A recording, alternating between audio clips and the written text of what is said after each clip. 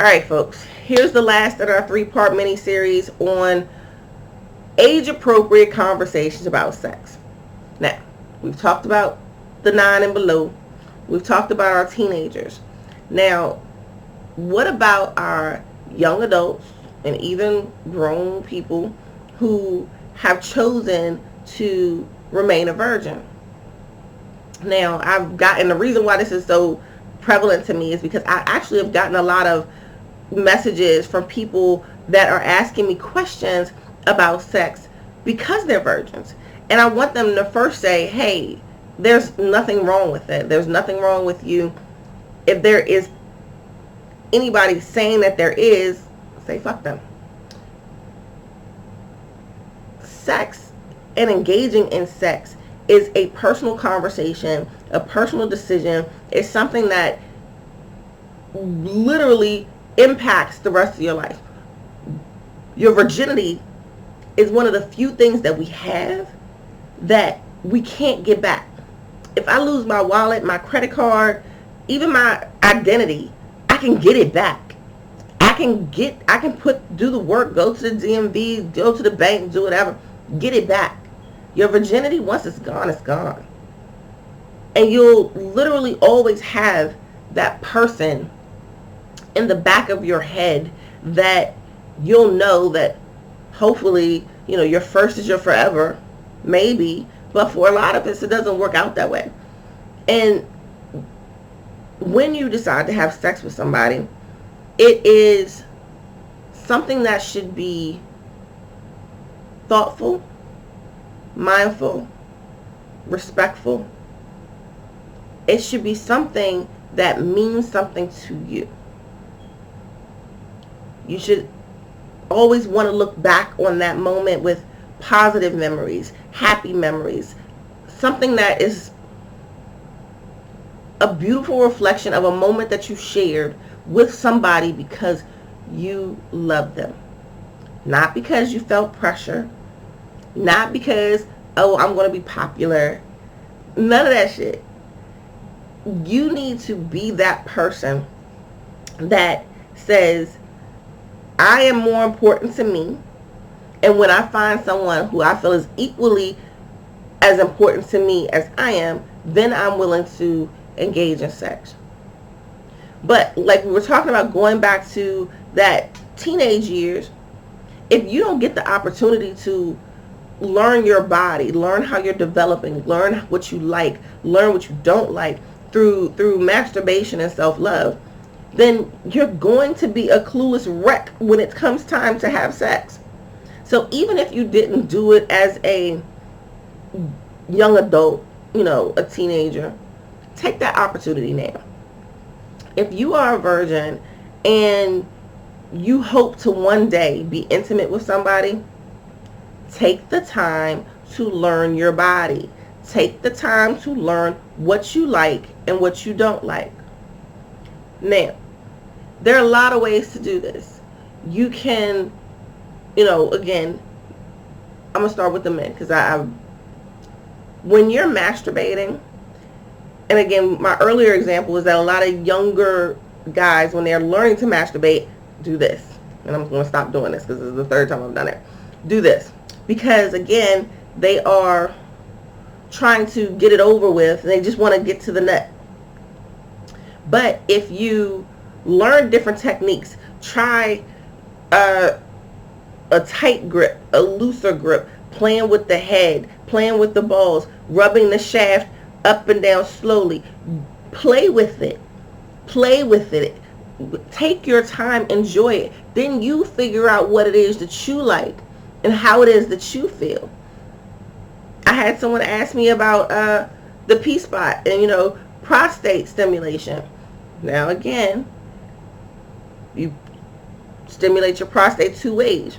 You can either go between your testicles and your anus and massage your taint area. That's where your prostate is, and you can rub around and feel it. And external stimulation it feels good to guys. Now, a lot of guys don't. It's a sensitive area to play in. It is, but I will tell you that based on my research, because I don't have a prostate, but based on my research, that stimulation feels good. There's also internal stimulation, where you can go stick your finger or toy inside your rectum and about 2 inches find your prostate and stimulate it that way. I would suggest, because again, just like for women, for men, the anus is not self-lubricating, so it can be tight, it can be dry. So what you should do is use some lubricant, make sure that you're relaxed, take a couple deep breaths, do in and out a couple times, and then try it. And I will preface this by saying, I know that some of you who are looking at this is going to be like, this bitch is crazy. I'm not sticking my finger in my ass. I'm not having nobody stick this. It's not a gay move. Even if you are gay, it's only gay when you're engaging in it with a same-sex person. So just keep in mind that I'm about to do it again, but take this quick out of the way. Take it out of the picture. Learn what makes you feel good. Ladies, a lot of times we don't get the opportunity to learn ourselves in the same way guys do, because at least guys can do this quickly and be done. You know how much work it takes for us to kind of get into that mental and physical headspace in order to put ourselves in a position to masturbate and have an orgasm? 70% of women are unable to have an orgasm without clitoral stimulation.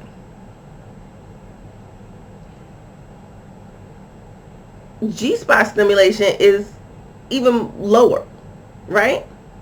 Or even higher. Because we don't take the time to learn what is a Gspot. What parts of my clitoris feel better? Do I like it faster? Do I like it slower? Do I like the inner lips? Do I like the outer lips? Do I like direct contact? Do I like, indirect stimuli? There's a whole lot going on down there.